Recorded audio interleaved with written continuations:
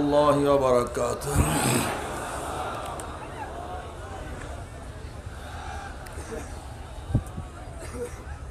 الحمد لله نحمده ونستعينه ونستغفره ونعوذ بالله من شرور أنفسنا. من يهد الله فلا مضل له ومن يضلله فلا هادي له. ونشهد أن لا إله إلا الله وحده لا شريك له.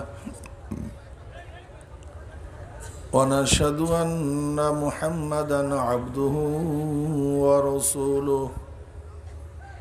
أما بعد فأعوذ بالله من الشيطان الرجيم. بسم الله الرحمن الرحيم.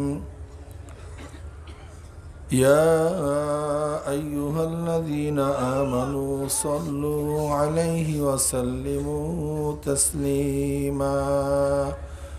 اللهم صل على سيدنا ونبينا وحبيبنا مولانا محمد صلى الله عليه وعلى آله وأصحابه وبارك وسلم. اللهم صل على سيدنا ونبينا وحبيبنا مولانا محمد صلى الله عليه وعلى آله وأصحابه وبارك وسلم. اللهم صل على سيدنا وحبيبنا مولانا محمد صلى الله عليه وعلى آله وأصحابه وبارك وسلم. أعوذ بالله من الشيطان الرجيم. بسم الله الرحمن الرحيم. فاذكروني أذكركم. صدق الله العلي العظيم وصدق رسول النبي الكريم. আল্লাহ পাকের বান্দা জনাব মুহাম্মদ রাসূলুল্লাহ সাল্লাল্লাহু আলাইহি ওয়াসাল্লামের উম্মতগণ, যে আল্লাহ পাক রব্বুল আলামিন আপনাকে আমাকে এই মুহূর্ত পর্যন্ত হায়াতে রেখে আজকে ফজরের জামাত গোটা দুনিয়ার মধ্যে সর্ববৃহত্তম এই সময়কার ফজরের জামাতের সাথে নামাজ আদায় করার তৌফিক দান করছেন। নামাজের পরে সমস্ত মুসল্লিদের সাথে নসিহত শোনার ব্যবস্থা করেছেন। যে মাওলাই কারীম আপনাকে আমাকে এতগুলি নিয়ামতে ভূষিত করেছেন, সেই মাওলাই কারীমের শুকরিয়া আদায় করার প্রয়োজন আছে কি নাই?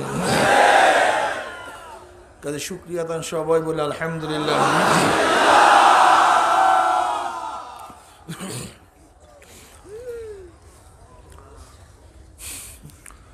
যারা ফজরের নামাজ জামাতের সাথে আদায় করতে পারবে, অর্ধরাত্র ইবাদত করার সওয়াব আল্লাহ পাক রব্বুল আলামিন তাদের আমলনামায় লিখে দিবেন।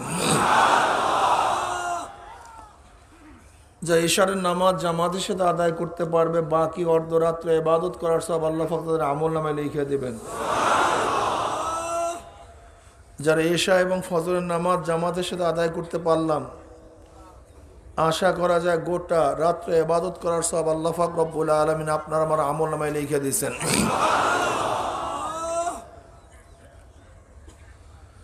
যারা মেসওয়াক করে আজকে উযু করছেন, ফজরের আগে মেসওয়াক করছেন,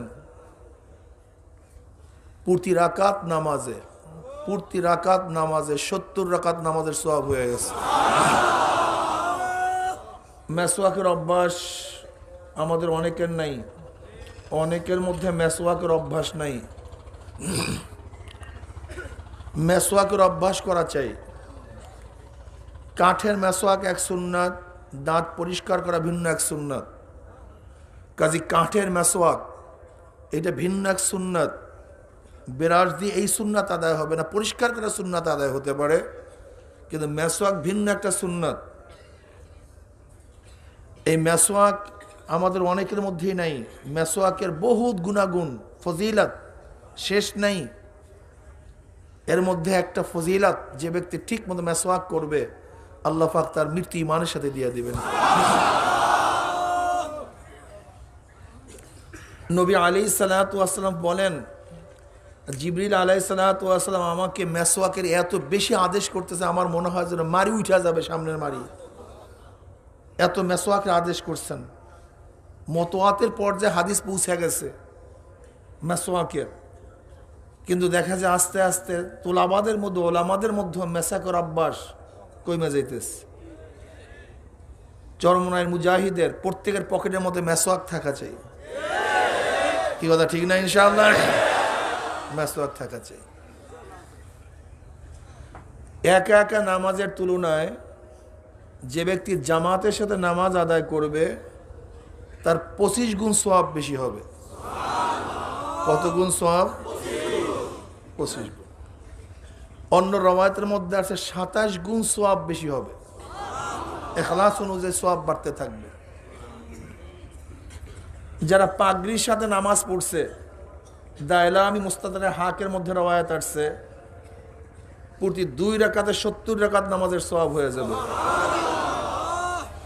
পাগড়ির উপরে মুস্তাকিল কিতাব আছে, এখানে এই কিতাবগুলি পড়বেন। আমাদের অভ্যাস হলো কোনো এক বিষয় ইখতিলাফ করে মূল বিষয়কে ছেড়ে দেয়া। যেমন জিক্রে জলি করব না খফি করব, এই ইখতিলাফ করিয়া জিকির ছাড়িয়া দেই। দুরূদ শরীফের উপর ইখতিলাফ করিয়া দুরূদ ছাড়িয়া দেই।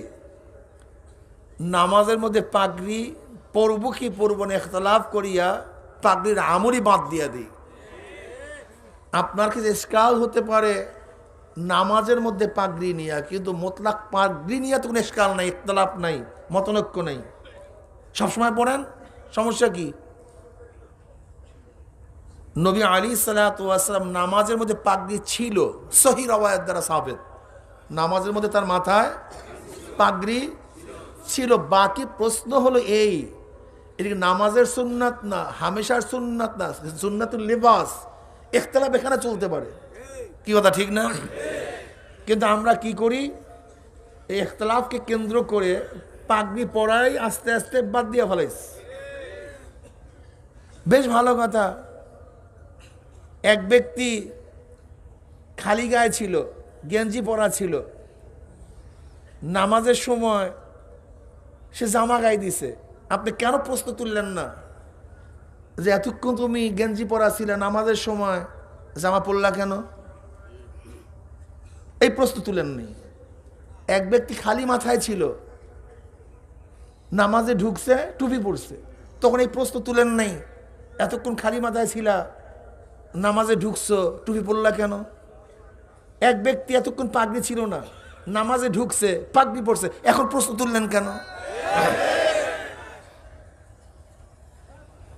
বুঝেন নাই? আসলে মূল ব্যাপারটা হলো পাগড়ি পরি না, কেউ পড়ুক। এখন ব্যাপারটা এরকম হয়ে যায় যে আমি পড়ি না, আমার মুক্তাদি পড়তেছে, ব্যাপারটা কেমন দেখায়, তখন ইশকাল তুলি পাগড়ি নিয়া। মূল সমস্যা এখানে, আমি কথাটা বুঝাতে পারছি, মূল সমস্যা এখানে। মুস্তাকিল কিতাব আছে পাগড়ির উপরে। দেখেন, আমার কথা হইছে যারা দেখবেন পাগড়ি নিয়ে ইখতিলাফ করে, ইশকাল তুলে, এরা নামাজের বাহিরেও পাগড়ি পড়েন, হামেশা সুন্নাত পড়েন, সমস্যা কি? আমরা তো এই কথা বলি না পাগড়ি নামাজের মধ্যেই পড়তে হবে, এর বাইরে পড়তে পারবেন না। তখন ইশকাল হইতো, প্রশ্ন তুলতেন, পড়তে থাকেন, সমস্যা কি? এর জন্য এই সুন্নাতগুলি আমাদের খেয়াল রাখা চাই, এই আমলগুলি ঠিক রাখা চাই। চরমনে আসছেন, জিন্দিগির প্রত্যেকটা জায়গায় সুন্নাত অনুযায়ী চলতে হবে, প্রত্যেকটা জায়গায় সুন্নাত বাস্তবে ঘটাতে হবে। আমরা ব্যক্তির মধ্যে সুন্নাত প্রতিষ্ঠিত করতে চাই, ঘরের মধ্যে সুন্নাত প্রতিষ্ঠিত করতে চাই, আমার মেয়ের মধ্যে সুন্নাত প্রতিষ্ঠিত করতে চাই, ছেলের মধ্যেও করতে চাই, ঘরের বাহিরেও করতে চাই, ম্যাজিস্ট্রেট কোর্টেও করতে চাই, জজ কোর্টেও করতে চাই, হাইকোর্টেও সুন্নাত প্রতিষ্ঠা করতে চাই, সুপ্রিম কোর্টেও সুন্নাত প্রতিষ্ঠা করতে চাই, এমনকি সংসদও সুন্নাত প্রতিষ্ঠা করতে চাই। সব জায়গায় সুন্নাত চলবে। কি কথা ঠিক আছে না? আলহামদুলিল্লাহ। দেখেন, সুন্নাত শব্দ আসছে কোরআনের মধ্যে, সুন্নাত শব্দ আসছে হাদিসের মধ্যে, সুন্নাত শব্দ আসছে ফিকহের মধ্যে। ওয়ালান তাজিদা লিসুন্নাতিল্লাহি তাবদীলা। এই কোরআনের সুন্নাতের অর্থ ভিন্ন, হাদিসের মধ্যে সুন্নাত আসছে মান তামাসসাকা বিসুন্নতি ইনদা ফাসাদি উম্মতি তারাকতু ফিকুম আমরাইন লান তাদিল্লু মা তামাসসাকতুম বিহিমা কিতাবাল্লাহি ওয়া সুন্নতি মান আহাব্বা সুন্নতি ফাকাদ আহাব্বানি। এখানেও সুন্নাহ শব্দ আসছে, ফিকহের মধ্যে সুন্নাহ, হাজা সুন্নাহ। যদিও সুন্নাহ একইভাবে লিখছে, কিন্তু তিন জায়গার সুন্নাতের অর্থ ভিন্ন। তিন জায়গার সুন্নাতের অর্থ। কোরআনের সুন্নাতের অর্থ কি? আল্লাহ পাকের নিজাম, আল্লাহ পাকের কানুন পরিবর্তন হয় না, পরিবর্তন হইতে দেখবা না, এই বিষয়ে এখন আলোচনা বিষয় না। ফিকহের সুন্নাতের অর্থ কি? মা কানাতি মাশরুইয়াতিহি দুনাল ওয়াজিব ফাওকাল মানদুব। যেটা ওয়াজিবের নিচে, মুস্তাহাবের উপরে, তাকে ফিকহের ভাষায় কি বলা হয়? সুন্নাত বলা হয়। হাদিসের ভাষায় যেখানে সুন্নাত আসছে, সেই সুন্নাতের অর্থ কি? আত-তরিকাতুল মাসলুকাতু ফিদ-দ্বীন। দ্বীনের ওই আস্থা, দ্বীনের ওই পথ, দ্বীনের ওই পদ্ধতি যার উপর মুমিন চলে। কাজী দ্বীন ব্যাপক, দ্বীন ব্যাপক। কাজী যত জায়গায় দ্বীন আছে, সমস্ত জায়গায় সরদার দো আলম আলাইহিস সালাতু ওয়াস সালাম পদ্ধতি অনুযায়ী চলবে। এর নামিল হাদিসের ভাষায় সুন্নাত।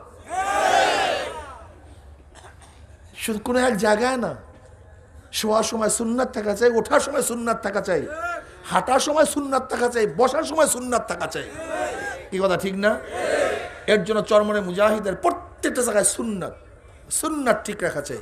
সুন্নাত ছাড়া যাবে না, ছোট হোক বড় হোক। খবরদার, সুন্নাতি জিন্দিগি, সুন্নাতি জিন্দিগি, প্রত্যেকটা জায়গায় সুন্নাত থাকা চাই।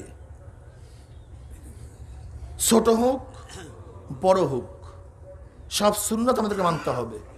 কি কথা ঠিক আছে না? এখন সুন্নাত না মানি সেটা ভিন্ন কথা, কিন্তু সুন্নাত যদি পছন্দ না করি, মারাত্মক ব্যাপার। যদি অস্বীকার করি, আরো মারাত্মক ব্যাপার। দেখেন, না মানা এক জিনিস, অস্বীকার করা ভিন্ন জিনিস। কোনো ব্যক্তি যদি বাবার হুকুম না মানে, কোনো সন্তান যদি বাবার হুকুম না মানে, তার সন্তান কি হয়? বেয়াদ্দপ হয়। কি হয়? যদি সন্তান বাবাকে অস্বীকার করে, বেজাল হয়। এক হলো ইবাদত না করা, আর ইবাদত অস্বীকার করা। নামাজ না পড়ো, ফাসেক। রোজা না রাখো, ফাসেক। পর্দা না করো, ফাসেক। মদ পান করো, ফাসেক। লেকিন যদি বলে নামাজ লাগে না, রোজা লাগে না, মারাত্মক, মারাত্মক অবস্থা। এমনকি আমাদের মধ্যে এমনও কিছু লোক আছে যারা সুন্নাত না মানতে মানতে অবস্থা এরকম দাঁড়াইছে, যদি বলি ভাই দাড়ি রাখেন না, দাড়ির মধ্যে ইসলাম। যদি টুপি, টুপির মধ্যে ইসলাম। যদি বলি সুন্নতি জামা, সুন্নতি জামার মধ্যে ইসলাম, এর মধ্যে ইসলাম। তার মানে কি? ইসলাম টুপি ছাড়ার মধ্যে, ইসলাম টুপি দাড়ি কাটার মধ্যে, ইসলাম সুন্নতি যে না পড়ার মধ্যে। ইসলাম কি বসে ঠেকছে? খুব মারাত্মক অবস্থা, খুব সতর্ক থাকা চাই। আমি পারি না, এটা আমার কমতি, অস্বীকার না করি, ভেজাল হয়ে যাবে। সাহাবাই কেরাম রিদওয়ানুল্লাহি তাআলা আলাইহিম আজমাইন সুন্নাতকে কত গুরুত্ব দিতেন, কত গুরুত্ব দিতেন। আব্দুল্লাহ ইবনে ওমর রাদিয়াল্লাহু তাআলা আনহু হজে রওনা করছেন, মদিনার থেকে নামছেন। মদিনার থেকে নামার পরে এক গলির মধ্যে ঢুকছেন, সেখানে বসছেন। কোন হাজার সারেন নেই, উঠার্স। সাথীরা জিজ্ঞাসা করছে, হজরত আপনি কেনই বা ঢুকছেন? ওই গলির মধ্যে কেনই বা বসছেন, উঠে আসছেন, কোনো হাজত সারেন না, কারণটা কি? নবী আলাইহিস সালাতু ওয়াস সালামকে দেখছি এখান থেকে যাওয়ার সময় ওখানে ঢুকছে ওই গলির মধ্যে, ওখানে বসছে, উঠে আসছে। আমার নবী কেন গেছেন, কেন পড়ছেন, কেন উঠে আসছেন, এটা আমার জানার বিষয় না। আমার নবীকে দেখছি, তার অনুকরণে আমিও করছি। আলিউল মুর্তজা রাদিয়াল্লাহু তাআলা আনহু ঘোড়ায় ওঠার সময় সামনে ডাইন পাও বাড়াইলেন, ঘোড়ায় ওঠার দোয়া পড়লেন, মিসকে হাস দিলেন। সাথীরা জিজ্ঞাসা করছে, হযরত বুঝলাম তো ডাইন পাড়ানো সুন্নাত, দোয়া পড়ছেন ঠিকই আছে, কিন্তু মিসকে হাস দিলেন কেন? তো নবী আলাইহিস সালাতু ওয়াস সালাম দেখছি ঘোড়ায় ওঠার সময় ডাইন পাও সামনে বাড়াইছে, এই দোয়া পড়ছে, মিসকে হাস দিছে। আমার নবী কেন দিছে এটা আমার জানার বিষয় না, দেখার বিষয় না। নবী করছে, আমিও করছি। এর নাম আশিক, এর নাম আশিক। ইশকে রসুল, ইশকে নবী কি জিনিস আমাদের অনেকের জানাই নেই। এর জন্য প্রতিটা মুহূর্তে সুন্নাত আদায় করতে হবে। এক বুজুর্গর সাথে দেখা করার জন্য গেছে, এক বুজুর্গর সাথে দেখা করতে গেছে, গিয়া দেখ সে বুজুর্গ সেখানে নাই। এখন যে বুজুর্গ দেখা করার জন্য গেছে বলতেছে, ভাই সে কোন জায়গায় বসে, কোন জায়গায় থাকে, সেখানে যাই, এটা বরকত হাসিল করি। ওখানে যারা উপস্থিত ছিল তারা বলছে হযরত সবসময় পাথরের উপরে নামাজ পড়ে।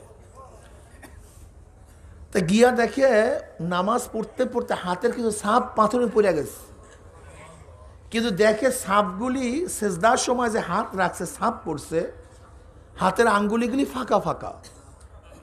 তাই যেই বুজুর্গ ওই বুজুর্গর সাথে দেখা করার জন্য গেছে, সে বলতেছে চলো, সাগরেদকে বল চলো, এই বুজুর্গদের সাথে, এই বুজুর্গর সাথে আমার দেখা করার কোনো প্রয়োজন নেই। বলে কেন? নামাজের মধ্যে হাতের আঙ্গুলিগুলি মিশায়া রাখা সুন্নাত, অথচ তার আঙ্গুলগুলি ফাঁকা। যার নামাজের মধ্যে এই সুন্নাতের খেয়াল নাই, সে বুজুর্গ হতে পারে না, কাজে তার সাথে দেখা করার দরকার নেই। চরমুনায়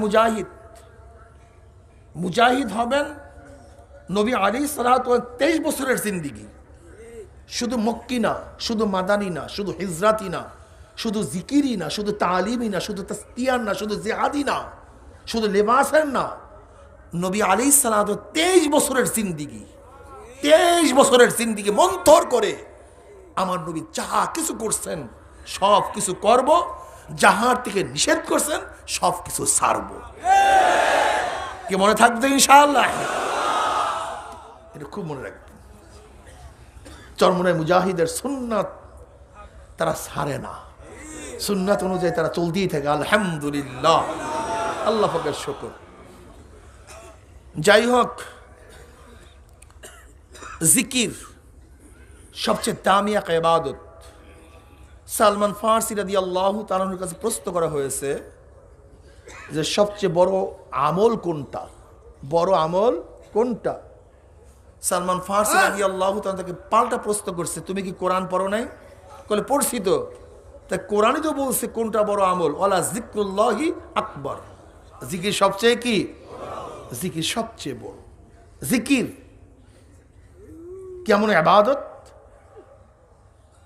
আল্লাহ পাক এই কথা বলেন নাই তুমি নামাজ পড়ো আমিও নামাজ পড়বো, তুমি রোজা রাখো আমিও রোজা রাখবো, তুমি হজ করো আমিও হজ করবো। না, কি বলছেন? ফাজকুরুনি আযকুরুকুম, তোরা আমার জিকির কর আমিও তোদের জিকির করবো। সবাই বলেন সুবহানাল্লাহ। কত মজার ইবাদত। وعن أبي هريرة رضي الله عنه قال قال رسول الله صلى الله عليه وسلم قال الله عز وجل أنا عند ظن عبدي بي وأنا معه إذا ذكرني فإن ذكرني في نفسي ذكرت في نفسي وإن ذكرني في ملأ ذكرت في ملأ خير منهم وإن تقرب إلي شبرا تقربت إليه ذراعا وإن تقرب إلي ذراعا تقربت إليه باعا وإن آتاني يمشي أتيته هرولة। সিয়াসতের সমস্ত হাদিসের কিতাবের মধ্যে হাদিস খানা আসছে, হাদিসে কুরসি, মজার এক হাদিস। খোদ আল্লাহ পাক নিজে বলতেছেন, কি বলতেছেন? আনা ইনদা যন্নি আবদি বি, আমি বান্দার সাথে তার ধারণা অনুযায়ী ব্যবহার করি। বান্দা যদি মনে করে আমি যে অসুস্থ, আমি সুস্থই হব না, ওই কপাল পর অসুস্থ হবেই না। আর যদি বান্দা মনে করে আমি যতই অসুস্থ হই না কেন, আমার মাওলা পাক রব্বুল আলামিন কোন বলার সাথে সাথে সুস্থ হয়ে যাব নাকি, তাহলে সে সুস্থ হয়েও যেতে পারে। বান্দা যদি মনে করে আমি গরিব, না আমার দিকে আল্লাহ তাকাবেই না, না আমি তাকাবো না। যদি বান্দা মনে করে আমি গরিব, মাওলায় ধনী, মুহূর্তের মধ্যে আমার মাওলায় রিজিকের ব্যবস্থা করতে পারে। বান্দা যদি মনে করে আমি যে পাপ করছি আমার হেদায়েত কপালে নাই, ওর কপালে হেদায়েতও নেই। কিন্তু বান্দা যদি মনে করে আমি যতই পাপই হই না কেন, আমার মাওলার রহমান, আমার মাওলার দয়ার চেয়ে বেশি পাপ আমি করতে পারি না, মাওলার দয়ার চেয়ে বেশি পাপ করার ক্ষমতা আমি রাখি না, মাওলা পাকের গফফারিয়াতের গুণের চেয়ে বেশি পাপ করার ক্ষমতা আমি রাখি না। যদি বন্দা ধারণা করে আমি গুনাহগার, আমার মাওলা গফফার, বন্দা তওবা করতে দেরি, আমি মাওলার মাফ করতে এক সেকেন্ডও দেরি হয় না। নবী আলাইহিস সালাতু ওয়াস সালাম ফরমান, আরশের নিচে লেখা আছে আনা মুতিউ মান আতানি ওয়া মুহিব্বু মান আহাব্বানি ওয়া মুজিবু মান দাআনি ওয়া গাফিরু লিমান ইস্তাগফিরনি। আমি যে ব্যক্তি, আনা মুতিউ মান আতানি, যে ব্যক্তি আমার কাছে ইতাআত করে, অনুগ্রহ করে, আমি তাকে অনুগ্রহ দান করি। কি কথা ঠিক না? যে আমাকে মোহাব্বত করে, আমিও তাকে মোহাব্বত করি। যে আমাকে ডাকে, আমি তার ডাকে সাড়া দেই। যে আমার কাছে তওবা করে, আমি তার সমস্ত গুনাহ মাফ করে দিই, আমি তার সমস্ত গুনাহ মাফ করে দিই। যদি বান্দা মনে করে আমি তার গুনাহ মাফ করে দেব, তওবা করতে দেরি, মাফ করতে কোনো দেরি নেই।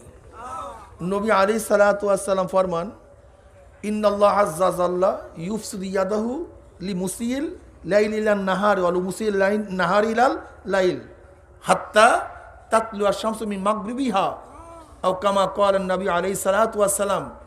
মুসলিমের মধ্যে হাদিস আসছে, আল্লাহ পাক রব্বুল আও কামা ক্বালা নবী আলাইহিস সালাতু ওয়াস সালাম, আল্লাহ পাক রব্বুল আলামিন গুনাহগারদের তওবা কবুল করার জন্য হাতকে প্রশস্ত করে ফেলাইছেন। যে ব্যক্তি রাত্রে গুনাহ করে, আল্লাহ পাক রব্বুল আলামিন সারা রাত্র, যে ব্যক্তি গুনাহ করছে সারাদিন তাকে ডাকতে থাকে, গুনাহগার তওবা কর। লিমুসিল লাইল ইলান নাহার ও লিমুসিল নাহার ইলাল লাইল, যে ব্যক্তি দিনে গুনাহ করছে সারা রাত আল্লাহ পাক ডাকতে থাকে, এ গুনাহগার তওবা কর, এ গুনাহগার তওবা কর। যে রাত্রে গুনাহ করে সারাদিন ডাকতে থাকে, যে দিনে গুনাহ করে সারাদিন ডাকতে থাকে, যে রাত্রে গুনাহ করে দিনে, যে দিনে গুনাহ করে রাত্রে, এই গুনাহগার তওবা কর। হাত্তা তাতলু আশ-শামসু মিন মাগরিবিহা, সূর্য পূর্ব দিকে উঠায় রাখ পর্যন্ত, পশ্চিম দিকে উঠায় রাখ পর্যন্ত, কিয়ামতের আগ পর্যন্ত আল্লাহ পাক রব্বুল আলামিন তওবাকারীদেরকে এরকম ডাকতেই থাকেন, তওবা কর, তওবা কর, তওবা কর। তওবাকারী তওবা করতে দেরি, আমার মাওলার মাফ করতে এক সেকেন্ডও দেরি হয় না। অন্য রাওয়ায়াতের মধ্যে আছে, মা মিন সাউতিন আহাব্বা ইলাল্লাহি মিন সাউতি আবদিন মুসলিমিন তাইবিন ইয়াকুল ইয়া রাব্বি ইয়াকুলুল আযজা ওয়া জাল্লা লাব্বাইক আবদি সালমা তুরিদু আনা আনতা ইনদিকা বাজি মালাইকা ওয়া আনা আন ইয়ামিনিকা ওয়া শিমালিকা ওয়া ফাওকিকা ওয়া যামির মিন কলবিকা ইশহাদু ইয়া মালাইকাতি আন্নী কদ গাফারতু লাহু। অন্য রাওয়ায়াতের মধ্যে আসছে, নবী আলাইহিস সালাতু ওয়াস সালাম ফরমান, মা মিন সাউতিন আহাব্বা ইলাল্লাহি মিন সাউতি আবদিন মুসলিমিন তাইবিন, আল্লাহর নিকটে ওই আওয়াজের চেয়ে প্রিয় কোনো আওয়াজ নেই গুনাহগার যে আওয়াজ দিয়ে আল্লাহর কাছে তওবা করে। ইয়াকুল ইয়া রব্বি, যখনই গুনাহগার বলে হে আমার মাওলা, তখনই আল্লাহ লাব্বাইক আবদি, বান্দা আমি তো তোর কাছেই হাজির আছি। সালমা তুরিদু, তোর মনে যা চায় তাই তুই চা। আন্তা ইন্দিকা বাজি মালাইকা, তুই আমার কাছে তওবার ডাক দেওয়ার সাথে সাথে অনেক ফেরেশতাদের চেয়েও তুই আমার কাছে হয়ে গেছ।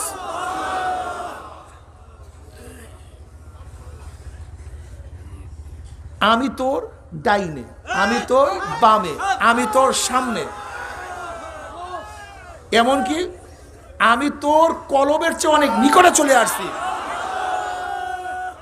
এশহাদু ইয়া মালাইকা আন্নী কদ গফারতু লাহু, হে ফেরেশতারা তোরা সাক্ষী থাক, যেই বান্দা আমার কাছে তওবা করছে আমি তার জিন্দেগীর সমস্ত গুনাহ মাফ করে দিছি। আনা ইনদা যন্নি আবদি বি,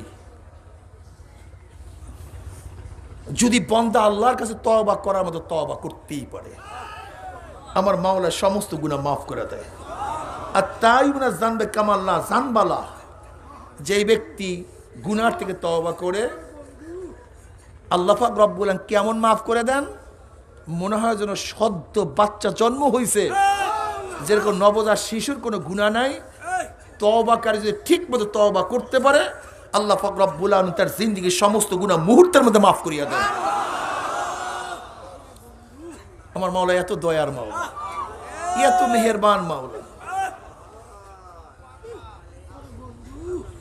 তুমি কি জানো আল্লাহর কাছে তওবা করলে অবস্থাটা কি হয়? ওমর ইবনে খাত্তাব রাদিয়াল্লাহু তাআলা আনহু মদিনায় হাঁটতেছিলেন, হঠাৎ এক যুবকের দিকে নজর পড়ছে, দেখে হাতের মধ্যে একটা বোতল। ওমর ইবনে খাত্তাব রাদিয়াল্লাহু বুঝছেন যে ওই বোতলের মধ্যে নিশ্চিত মদ আছে। কার সামনে পড়ছে? ওমরের সামনে। বুঝেন অবস্থাটা কি? ওর কোনো খবর আছে? পাগল হয়ে গেছে, ওমরের সামনে পড়ে গেছে। ওমর ইবনে খাত্তাব রাদিয়াল্লাহু তাকাইতেছেন, তার সামনে অগ্রসর হইতেছে। এখন ওই যুবক মনে মনে আল্লাহর কাছে বলছে, মাওলা আজকে যদি ওমরের থেকে আমাকে হেফাজত করে, আমি ওয়াদা করছি কোনোদিন আর মদ স্পর্শ করবো না, ওয়াদা করছি আর কোনোদিন মদ পান করবো না, আজকে ওমরের থেকে আমাকে হেফাজত করো। ওমর ইবনে খাত্তাব রাদিয়াল্লাহু তাআলা যাইতেছেন, আর যুবকের কলব আল্লাহর দিকে লটকায় দিছে, লটকায় দিছে। বাস যখন ওমর ইবনে খাত্তাব রাদিয়াল্লাহু তাআলা যুবকের কাছে গিয়ে বলছে, তোর হাতে কি, দেখ তো, দেখা তোর হাতের মধ্যে কি। বলে, আমার হাতের মধ্যে সেরকা। ওমর ইবনে খাত্তাব রাদিয়াল্লাহু তাআলা যখন বোতল উদ্বুত করলেন, দেখেন বোতলের মধ্যে মদ নাই, সমস্ত মদ সেরকা হয়ে গেছে। আমার মাওলার খেলা কি? এগুলো আমার মাওলা। আনা ইনদা যন্নি আবদি বি। মুসা আলাইহিস সালাতু ওয়াস সালাম জমানায় সমস্ত উম্মাত এসে বলতেছে, আল্লাহ নবী মুসা, বৃষ্টি যদি না বর্ষণ হয় তাহলে খেত খামারি পশু পাখি কিচ্ছু বাঁচবে না, সব ধ্বংস হয়ে যাবে। আল্লাহর কাছে দোয়া করেন যে আল্লাহ পাক বৃষ্টি বর্ষান। সমস্ত উম্মাতকে নিয়ে খোলা আকাশের নিচে দোয়া করতেছেন, কিন্তু বৃষ্টি পড়ে না। আল্লাহ পাক রব্বুল ওহী নাযিল করলেন, মুসা রে, তোর জামাতের মধ্যে এমন এক গুনাহগার আছে, ওই গুনাহগার তোর জামাত থেকে না ভাগা পর্যন্ত আমি তোদের দোয়া কবুল করব না। মুসা আলাইহিস সালাতু ওয়াস সালাম জানায় দিছে, এ গুনাহগারকে বের হও এখান থেকে, তোমার কারণে বৃষ্টি হইতেছে না, দোয়া কবুল হচ্ছে না। এখন গুনাহগার চিন্তা করছে, আজকে যদি এখান থেকে বের হয়ে যায়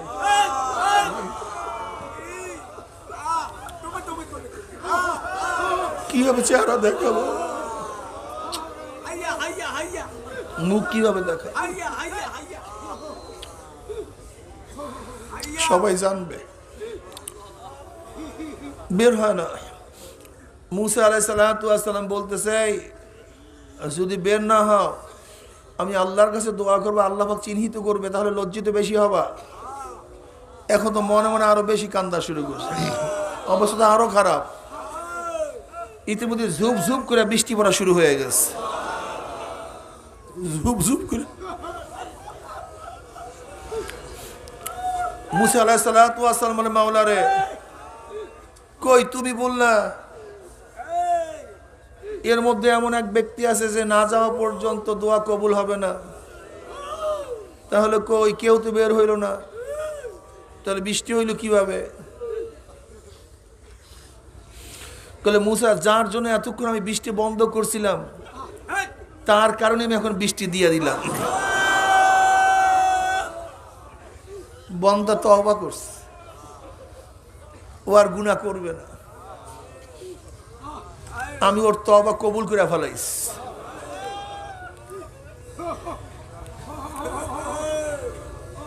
যারা আসছি তওবা করি, তওবা করে বিদায় হয়ে যাব।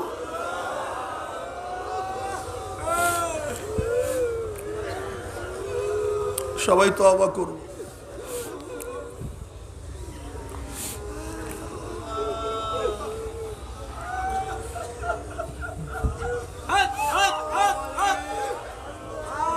হযরত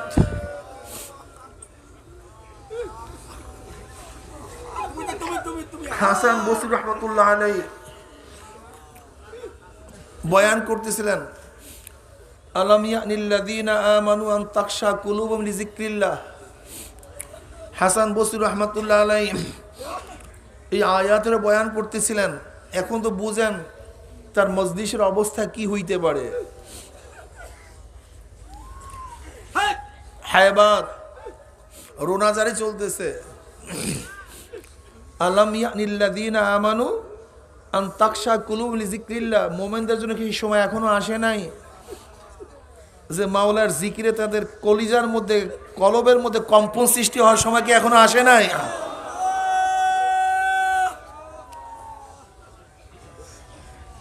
অমনি উতবা নামে এক যুবক লাফ দিয়া উঠছে,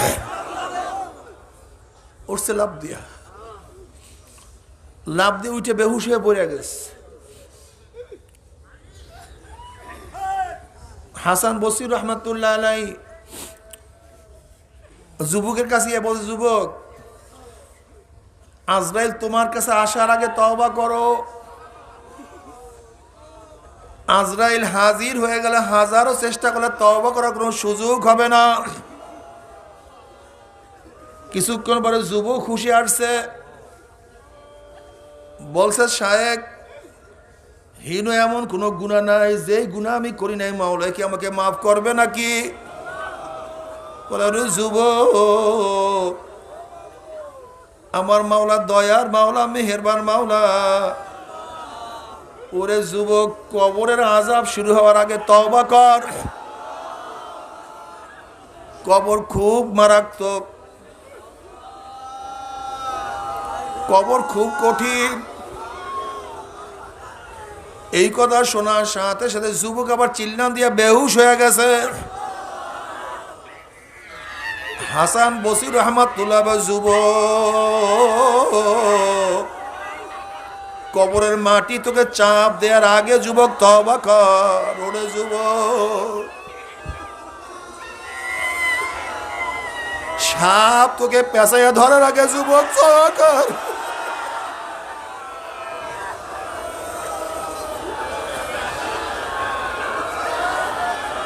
আল্লাহ,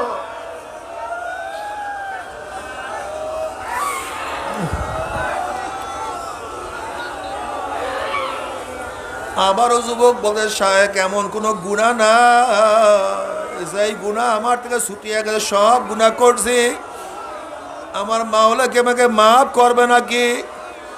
তাহলে তওবা করার মতো তওবা করলে আমার মাওলা তোর জিন্দেগির সমস্ত গুনাহ খাতা মাফ করিয়া দিবে। যুবক বলতে, শায়েখ, আমি ওয়াদা করলাম আর কোনোদিন জিন্দেগিতে গুনাহ করব না। মাওলা হে, ও আমার মাওলা, আমার স্মৃতিশক্তি বাড়ায়া দাও, যেন ওলামায়ে কেরাম যে বয়ান করবে সেই বয়ানকে আমি হেফজ করতে পারি, ইয়াদ করতে পারি, স্মরণে রাখতে পারি। মাওলা হে, আমার গলা সুন্দর করিয়া দাও, যেন আমি মানুষদেরকে দাওয়াত দিয়ে হেদায়েত করতে পারি। মাওলা হে, আমি রিজিকের পিছনে ছুটতে পারবো না, তোমার তরফ থেকে রিজিকের ব্যবস্থা করে দাও। যুবক তিনটা দোয়া করছে, আমার মাওলা রব্বুল আলামিন তিনটা দোয়া কবুল করিয়া ফেলাইছে। তার স্মৃতিশক্তি এত প্রখর হয়ে গেছে যে কথাই শুনতো না কোনো সেটার ভুলতো না, মুখস্থ হয়ে যাইত। তার গলাকে আমার মৌলা এত সুন্দর বানায়া দিছে, তেলাওয়াত করার সাথে সাথে বহুত মানুষ হেদায়েত হইয়া যাইত। তার ঘরের মধ্যে প্রতিদিন সকালবেলা কোথার থেকে রুটি এবং কোথার থেকে রুটি খাওয়ার জিনিস তলিয়ে আসতো। বিকালে আবার তার ঘরের মধ্যে পেয়ালা ভর্তি রুটি এবং তরকারি চলে আসতো। কোন জায়গার থেকে আসতো সে কোনোদিন জানতো না। তওবা করছে, মাওলা পাক রব্বুল আর দোয়া করছে, মাওলা দোয়া কবুল করিয়া ফেলাইছে।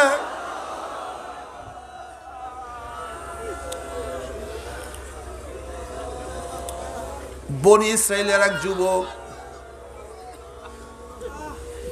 20 বছর পর্যন্ত ইবাদত করছে, আবার 20 বছর গুনার মধ্যে লিপ্ত হয়ে গেছে। বখাটে হয়ে গেছে। মুসা আলাইহিস সালাতু ওয়াস সালামের কাছে সবাই অভিযোগ তুলছে, ওই যুবককে এলাকা থেকে ভাগাইয়া দাও। গ্রাম থেকে অন্য গ্রামে ভাগাইয়া দিছে। ওহি আসছে, সেখান থেকেও ভাগাইয়া দাও। সেখান থেকেও ভাগাই এক মরুভূমির মধ্যে পাঠাইয়া দিছে, যেখানে কোনো গাছ নাই, পালা নাই, তরু নাই, না মানুষ নাই। যখনই মৃত্যু সজ্জায় সে সজ্জিত হয়ে গেছে, এবার বলে, মাওলা রে, আমি এত কি গুনাহ করলাম যে এই গুনাহ তুমি মাফ করার ক্ষমতা রাখো না।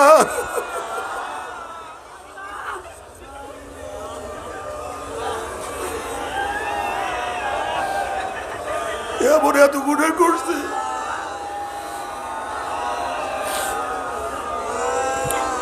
তোমার মাফ করার ক্ষমতা রাখো না। আমি কি তোমার রহমতের চেয়ে বেশি গুনাহ করিয়া ফেলাইছি? তোমার রহিম গুণের চেয়ে বেশি গুনাহ করিয়া ফেলাইছি?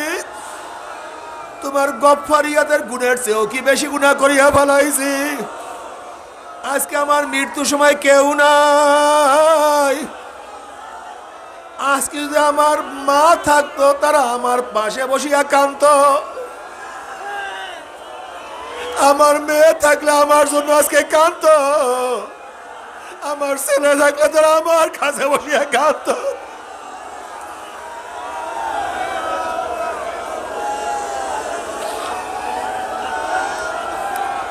আজকে নির্জন ভূমিতে কেউ নাই, কিন্তু আমি তোমার রহমতের আশা ছাড়ি না।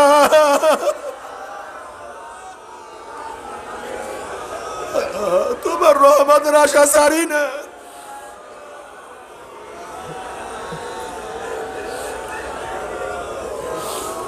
আল্লাহ, তুমি আমাকে মাফ করিয়া দাও। মাওলা পাক রব্বুল আলামিন তার দোয়া কবুল করিয়া ফেলাইছে। আল্লাহ পাক রব্বুল আলামিন তার কারে ফেরেশতা নাযিল করছে। তার বাবা আল্লাহ পাক রব্বুল আলামিন হুর নাযিল করছে। ফেরেশতাদের মধ্য থেকে কাউকে ছেলে বানায়া দিছে, কাউকে বাবা বানায়া দিছে। হুরদের মধ্য থেকে কাউকে স্ত্রী বানায়া দিছে। এবার তারা বসিয়া বসিয়া তার কাছে বসিয়া ক্রন্দন করতে আছে, দোয়া করতে আছে। ওই ব্যক্তি আল্লাহর কাছে তওবা করিয়া দুনিয়ার থেকে বিদায় হয়ে গেছে। আল্লাহ পাক রব্বুল আর মুসাকে বলে, মুসা, ওই মরুভূমির মধ্যে আমার এক খাস বান্দা ইন্তেকাল করছে, তুমি তাকে দাফন কাফনের ব্যবস্থা করিয়া আসো।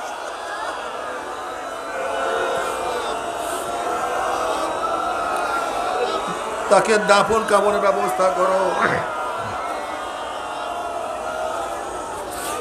নবী মুসা আলাইহিস সালাতু ওয়াস সালাম গেলেন, গিয়া দেখে তো সেই ব্যক্তি, যেই ব্যক্তিকে প্রথম গ্রাম থেকে অন্য গ্রামে ভাগাইয়া দেওয়া হয়েছে, আবার ওই গ্রাম থেকে মরুভূমির মধ্যে ভাগাইয়া দেওয়া হয়েছে, তার পাশে ফেরেশতারা বসা।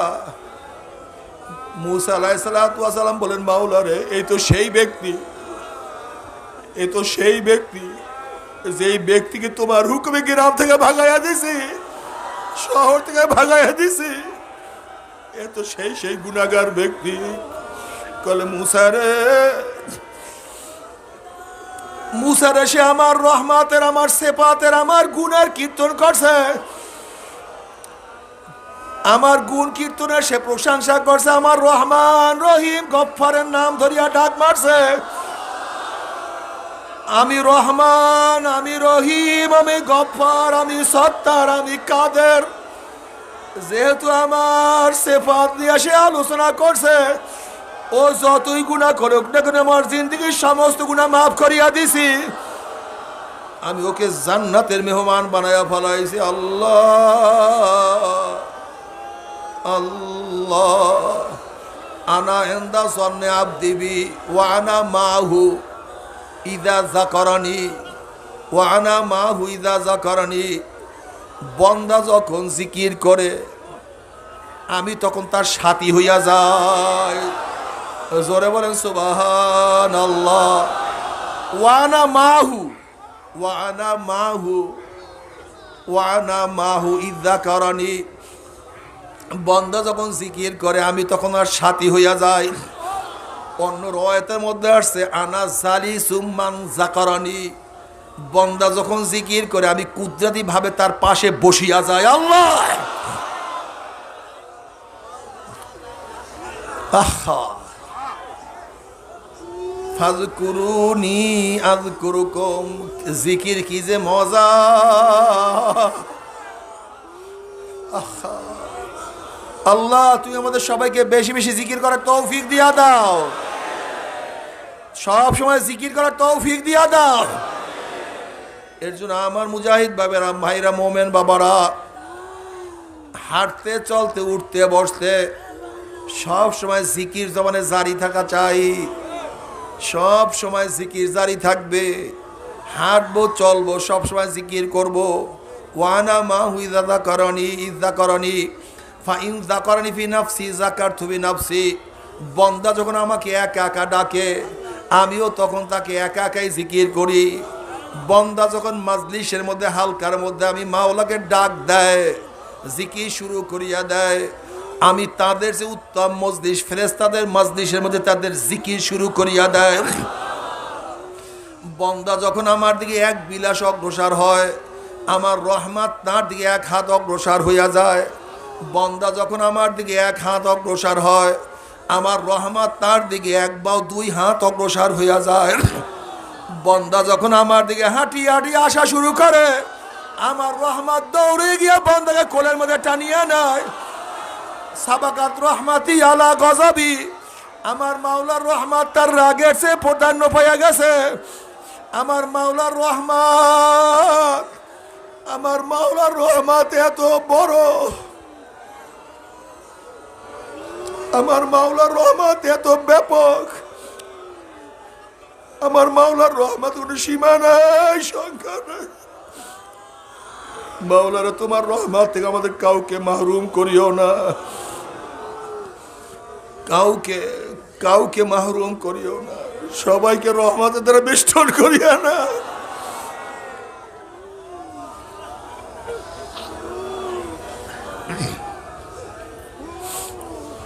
জিকির হাঁটতে চলতে উঠতে বসতে সবসময় জিকির করতে থাকো।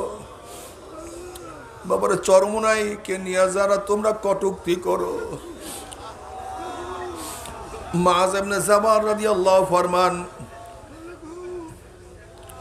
আখিরু কালিমাতিন ফারাকতু আলাইহা রাসূলুল্লাহ সাল্লাল্লাহু আলাইহি ওয়াসাল্লাম কুলতু ইয়া রাসূলুল্লাহ আখবিরনি বিহাব্বিল আমাল ইলাল্লাহি আযজা জাল্লা ক্বালা রাসূলুল্লাহ সাল্লাল্লাহু আলাইহি ওয়াসাল্লাম আন তামুতা ওয়া লিসানুকা রাব্বুম মিন যিকরিল্লাহ।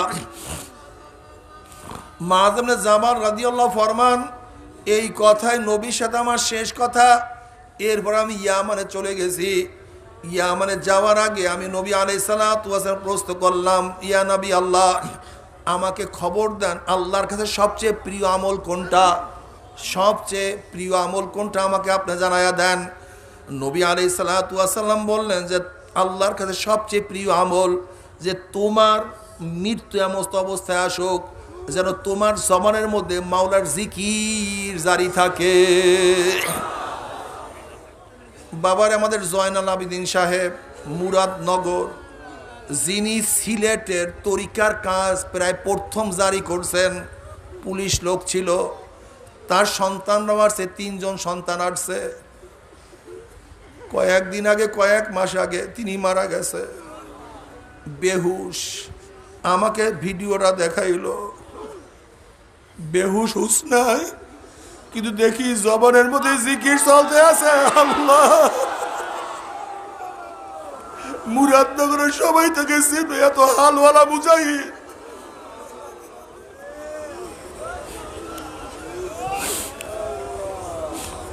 আনতা মুত লিসানুক রব্বু মিন যিকরিল্লাহ। বাবারে,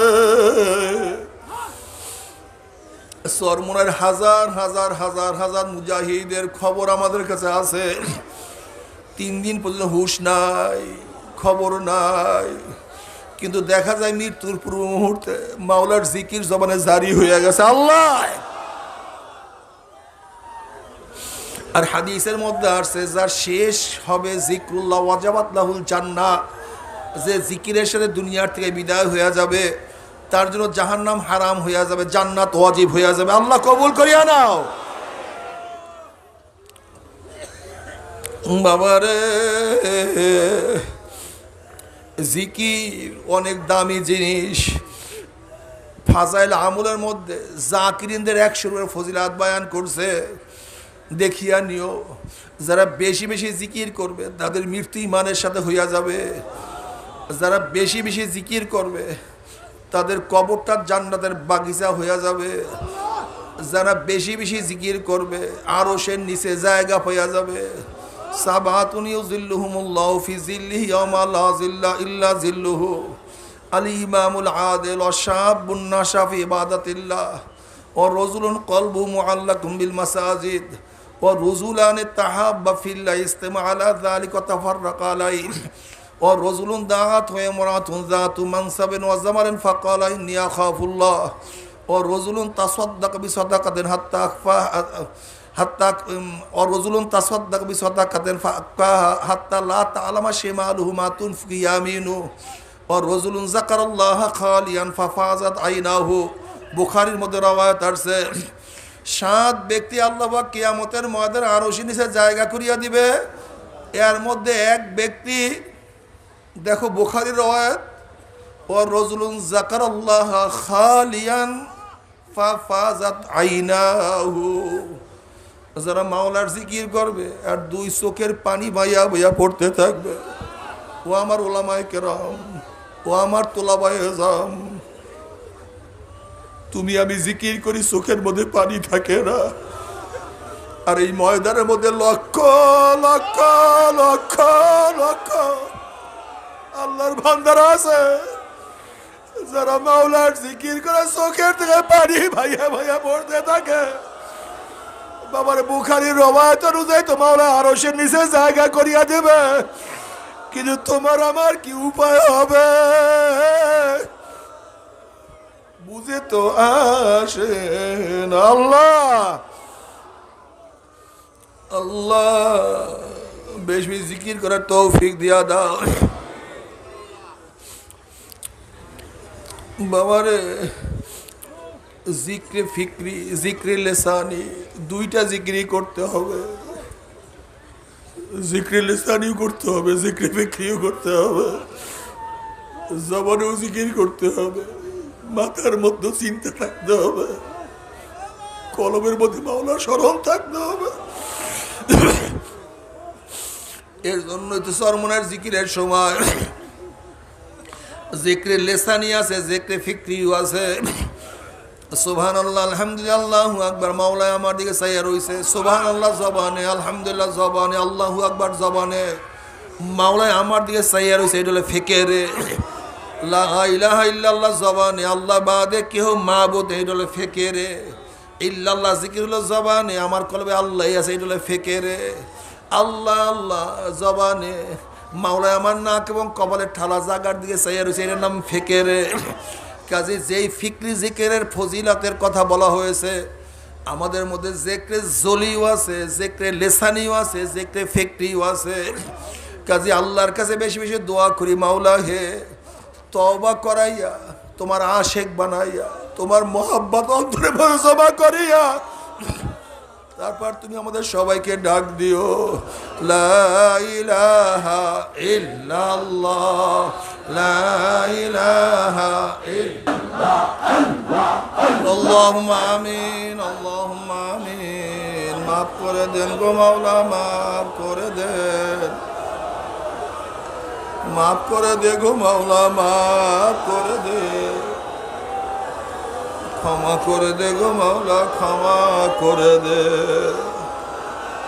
মাওলা রে মাওলা, মাওলা রে মাফ করিয়া দাও, ক্ষমা করিয়া দাও, গুনার থেকে বাঁচিয়া থাকার তৌফিক দিয়া দাও, গুনার থেকে বাঁচিয়া থাকার তৌফিক দিয়া দাও, গুনার থেকে বাঁচিয়া থাকার তৌফিক দিয়া দাও।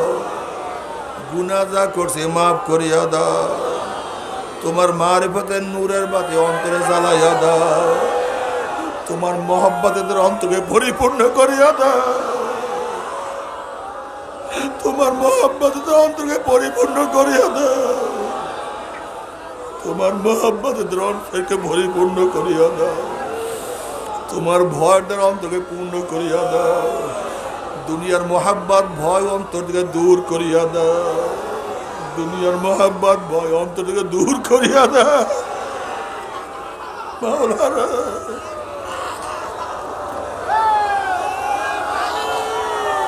মাওলা রে,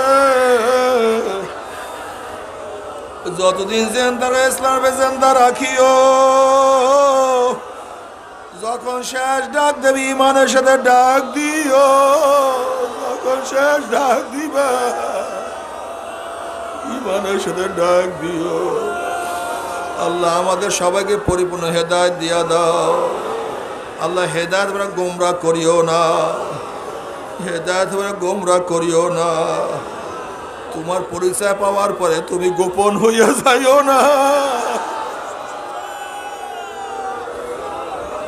রব্বানা লা তুযিগ কুলুবানা বা'দা ইয হাদাইতানা ওয়া হাব লানা মিন লাদুনকা রাহমা ইন্নাকা আনতাল ওয়াহ্হাব। মাওলা রে গোটা দুনিয়ার মানুষকে হেদায়েত দিয়া দাও। আল্লাহ গোটা দুনিয়ার মানুষকে হেদায়েত দিয়া দাও। যাদের কপালে হেদায়েত নদীকে ধ্বংস করে দাও। ইসলাম মুসলমানকে হেফাজত করো। আল্লাহ অনেকেই দোয়া চাইছে, জানি না কে কিসের জন্য দোয়া চাইছে। প্রত্যেকের নেক মকসুদকে পূর্ণ করে দাও। যারা অসুস্থতে পরিপূর্ণ শেফায় কামেলা আজেলা নসিব করো। যারা মিথ্যা মামলা আছে মিথ্যা মামলা থেকে হেফাজত করো। যারা ঋণগ্রস্ত আছে ঋণ থেকে হেফাজত করো। আসমানে গজব জমিনে গজব থেকে হেফাজত করো। তোমার জমিনে তোমার হুকুমাত ইসলাম হুকুমাত কায়েম করে দাও। ইয়া আল্লাহ, তোমার হুকুমতের জন্য সহিবে জাদ্দ জেহাদ করার তৌফিক দিয়া দাও। আমাদের আহল আওলাদ তোমার খাস গোলাম বান্দ হিসেবে কবুল করিয়া নাও। যত মোমেন মোমেনাত মুজাহিদরা কবরে শুয়ারে সবার কবরে আযাবকে মাফ করে দাও। খাস করে আমাদের শায়খ ও মুর্শিদের কবরকে জান্নাতের বাগিচা বানায়া দাও। আমার মায়ের কবরকে জান্নাতের বাগিচা বানায়া দাও। দাদার কবরকে জান্নাতের বাগিচা বানায়া দাও। আমার দুলাভাইয়ের কবরকে জান্নাতের বাগিচা বানায়া দাও। যত মোমেন মোমেনাত আত্মীয় স্বজন যার যে কবরে শুয়ে সবার কবরে আযাবকে মাফ করে দাও। রব্বানা হাব লানা মিন আজওয়াজিনা ওয়া যুররিয়াতিনা কুররাতা আইনুন ওয়াজআলনা লিল মুত্তাকিনা ইমামা। রব্বিরহামহুমা কামা রব্বায়ানি সগীরা। ওয়া সাল্লাল্লাহু তাআলা আলা খায়রি খালকি মুহাম্মাদিন ওয়া আলিহি ওয়া আসহাবিহি ওয়া আজওয়াজিহি ওয়া আতবাইহি আজমাইন। আরহামনা মাহুম বিরহমাতিকা ইয়া আরহাম।